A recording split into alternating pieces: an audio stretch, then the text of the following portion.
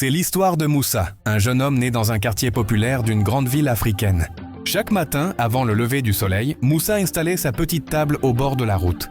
Il vendait des sachets d'eau, des biscuits, des bonbons, parfois des fruits.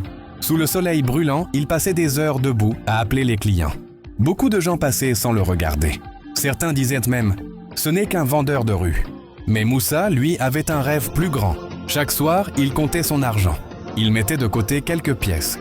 Pas pour s'amuser, mais pour investir. Il observait les habitudes des clients, notait ce qui se vendait le plus, ce qui manquait dans le quartier.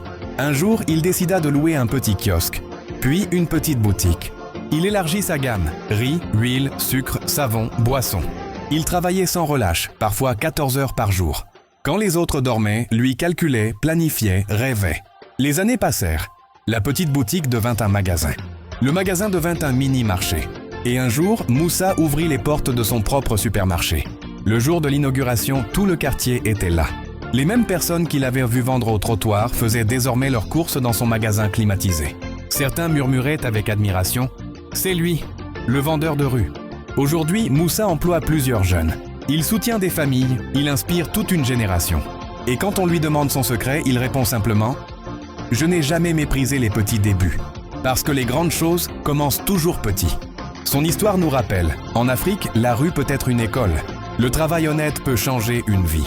Et avec la discipline, la patience et la vision, un vendeur de rue peut devenir propriétaire d'un supermarché.